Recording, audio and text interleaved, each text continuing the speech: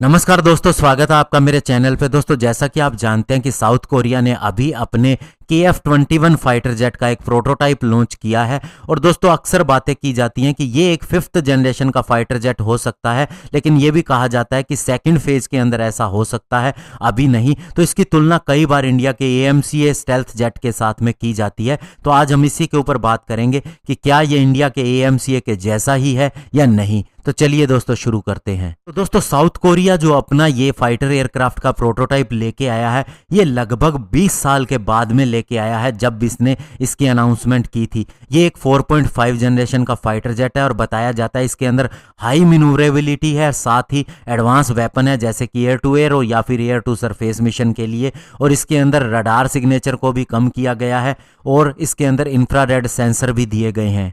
और ये 4.5 जनरेशन के फाइटर जेट की तरह ही अपने वेपन सिस्टम को अपने विंग्स और फ्यूसिलेज के ऊपर ही कैरी करता है। और 5th जनरेशन एयरक्राफ्ट के अंदर जिस तरह से इंटरनल वेपन बे होती है उसकी स्टेल्थीनेस को बढ़ाने के लिए, वो इसके अंदर नहीं दिखाई देती। और दोस्तों, 2001 के अंदर south Korean president Kim day जंग ने यह घोषणा की थी कि वे लोकली ही अपना फाइटर जेट डेवलप करेंगे उनके पुराने F4 और F5 एयरक्राफ्ट को रिप्लेस करने के लिए। और उनका आइडिया था कि 2015 तक ऐसा किया जाएगा। और दोस्तों, 2019 के अंदर यह खबर आई थी कि इंडोनेशिया इस प्रोग्राम के अंदर अपनी कमिटमेंट से पीछे हटता हुआ दिखाई दे रहा है, जहां उसने ये एग्री किया था कि 48 एयरक्राफ्ट के लिए वह $1.3 बिलियन प्रोवाइड करेगा और साथ ही उसको ट्रांसफर ऑफ टेक्नोलॉजी भी किया जाएगा। लेकिन अभी वह इसके अंदर केवल $202 मिलियन ही प्रोवाइड कर सका है। तो इस तरह से दोस्तों, इन दोनों देशों के बीच में इसके ऊपर भी चर्चा चलती रही है। और जहां तक दोस्तों KF-21 फाइटर जेट की हिस्ट्री की बात है,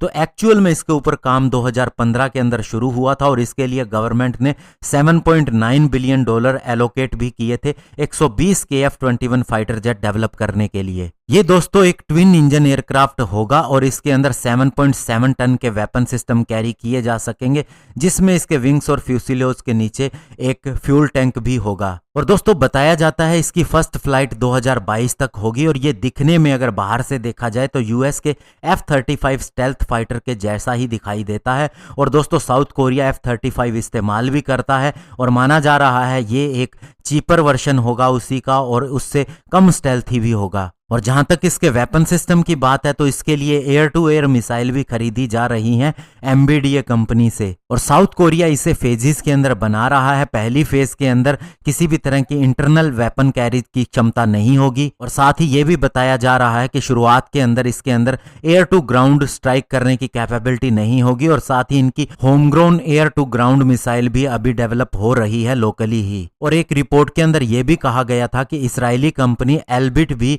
इसके रडार को डेवलप करने में इनकी मदद कर रही है। तो दोस्तों, अभी इसकी तुलना कभी कभी AMCA के साथ में की जाती है और उसका कारण केवल ये है कि इसका जो दूसरा वर्जन आएगा, यानी जो आने वाले 7-8 सालों के बाद में आएगा, वो स्टेल्थी हो सकता है, उसके अंदर इंटरनल वेपन बे हो सकती है और इसीलिए AMCA के जैसा ये हो सकता है। लेकिन दोस्तों, AMCA इससे कहीं ज़्यादा पावरफुल होगा। अगर हम AMCA की बात करें, इसके अंदर जनरल इलेक्ट्रिक के 2 F414 इंजन लगे होंगे और यही इंजन साउथ कोरिया को भी लास्ट ईयर ही उसके द्वारा डिलीवर किया गया था। और ये हमारे जो पहले फेज का AMCA होगा उसके अंदर इंटीग्रेट किए जाएंगे और हमारे AMCA के पहले प्रोटोटाइप के आने की संभावना 2025 तक है। लेकिन AMCA 25 टन का वेट कैरी करके जा सकेगा और AMCA के अंदर इंटरनल वेपन बे भी होगी, यानी ये पूरी तरह से 5th जनरेशन का फाइटर जेट तो होगा ही, लेकिन दोस्तों इसके एक अनमेंड वर्जन के ऊपर भी DRDO इशारा कर चुकी है।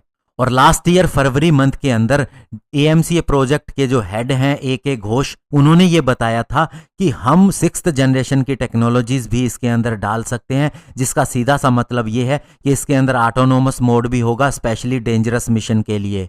और दोस्तों, सबसे बड़ी बात जो ये है कि इंडिया 125 ऐसे AMCA फाइटर जेट खरीद सकता है और इसके पहले बैचेस के अंदर F414 इंजन जरूर होगा, लेकिन जो उसका दूसरा वर्जन या फिर पहली 2 स्क्वाड्रन के बाद जो आगे के फाइटर जेट होंगे, उनके अंदर नेक्स्ट जनरेशन का फाइटर जेट इंजन लगा होगा जो इंडिया में ही डेवलप किया जाएगा। ओवरऑल कहने का मतलब ये है कि साउथ कोरिया जब 5th जनरेशन के फाइटर जेट पे काम शुरू करेगा, हमारा प्रोटोटाइप से भी आगे का काम हो चुका होगा 5th जनरेशन के फाइटर जेट के लिए, इसीलिए इसका कंपैरिजन इंडिया के फाइटर जेट के साथ में हो ही नहीं सकता और AMCA कहीं ज़्यादा पावरफुल फाइटर जेट होगा। धन्यवाद। जय हिंद।